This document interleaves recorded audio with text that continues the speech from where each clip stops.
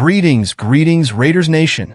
Speaking here is your diehard Raider obsessed with the fiercest silver and black in the NFL, bringing you some hot off the press news so we can have a high-level conversation, fan to fan.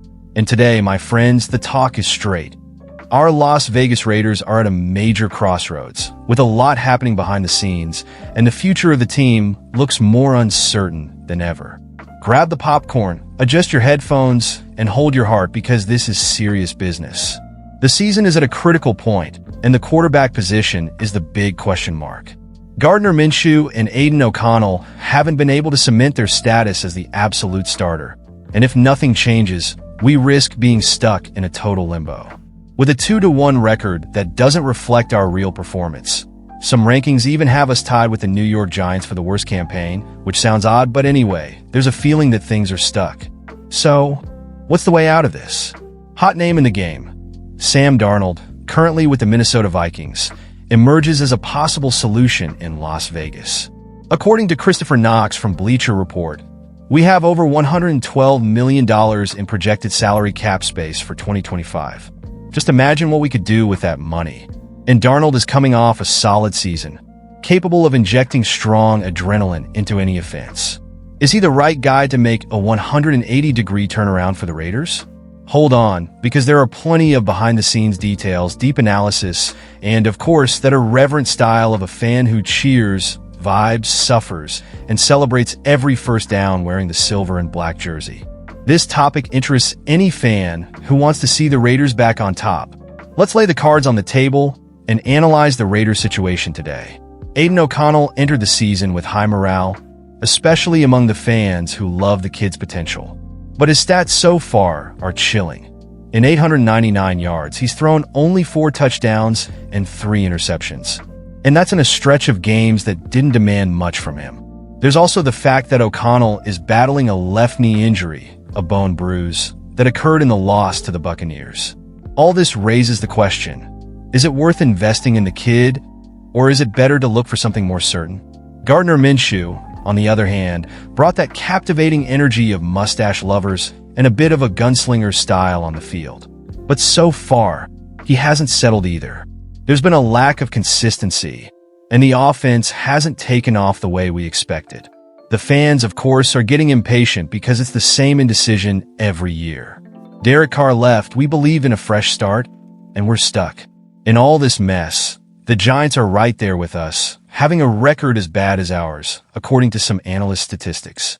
This all indicates that the battle for the worst campaign, and consequently the best draft picks, could be neck and neck between the Raiders and Giants if nothing improves. Losing by tanking or draft strategy isn't the style of those who are silver and black. We want to win, my friend. Talking about a future quarterback? You mean Sam Darnold. He's not a unanimous favorite in the NFL, but he seems to be improving. Today, dressed in purple with the Minnesota Vikings, Sam Darnold has reached some interesting numbers. In 7 years of his career, with its ups and downs, he finally had a season where he threw for nearly 3,300 yards, with 28 touchdowns and only 10 interceptions in 14 games. And he even had a monstrous performance with 5 touchdowns against the Atlanta Falcons, putting his name in the MVP conversation, at least for a while.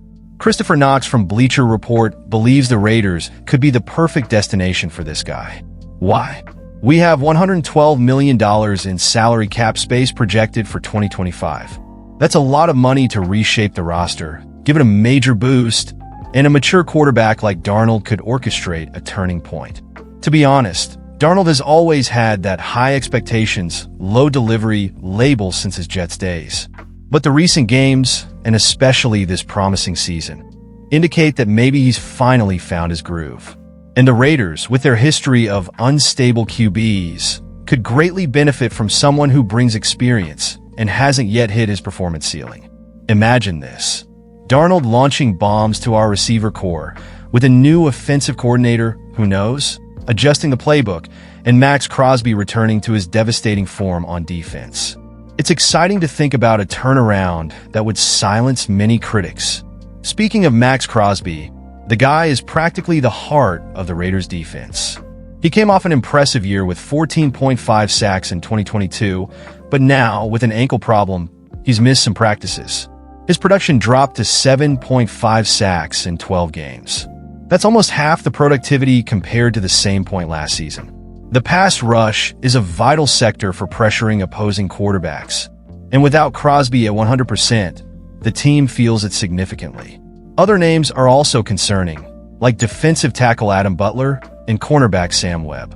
When several key players in the defensive system are injured or out of the game, the impact is massive.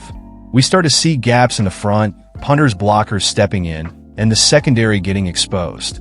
The question that won't go away: can we survive without major reinforcements on defense?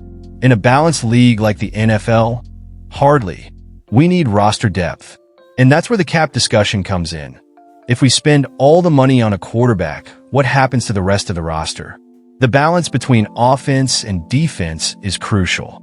Another big question: should we go for an established star like Darnold or take on the draft, looking for a quarterback project for the long term, like Shedeur Sanders, the son of Coach Prime, Deion Sanders, who is making big strides in college? You might say, wait, what about O'Connell? But the truth is, the coaching staff hasn't yet shown 100% confidence in him to lead the future in the medium and long term. The offseason will be decisive. With many analysts predicting that the Raiders will be active in the quarterback market, we can already imagine millions of rumors popping up. Every insider drops a name. Every YouTube channel releases a 40-minute analysis. And we, the fans, go crazy trying to decipher what the front office's move will be. If we go the draft route, we have to consider the projections. Sanders, for example, is growing in concept, but it's hard to know how the transition to the professional level will go. A brand new quarterback requires time and patience. Things that Raiders fans, let's face it, don't have much of lately. Darnold, on the other hand, would come with experience and ready to make an immediate impact, but certainly at a high cost. And then there's Bryce Young, C.J. Stroud, and other NFL rookies who made quick transitions. So, there's always a risk, but also that excitement of it could work out great. It's now or never. We're on the edge of 2024 to 2025, and the Raiders need to decide what their identity will be for the next 5 years. Our recent history, unfortunately, is marked by endless ups and downs. One moment we think we're ready to fight for the playoffs, and the next we're struggling not to sink. The pressure is immense. The fans can't take it anymore. They want victories, they want playoffs, they want to compete on equal footing with the Chiefs, Chargers, and Broncos in the division. Speaking of the Chiefs, check out that crazy rivalry. They've been dominating the AFC West for years, and we need a serious overhaul if we want to take on Patrick Mahomes on equal terms. The tip is to watch some highlight reels of the Chiefs, worth sharing some plays on our discussion forums, to understand how they've been so dominant and what we could learn or neutralize in our game system.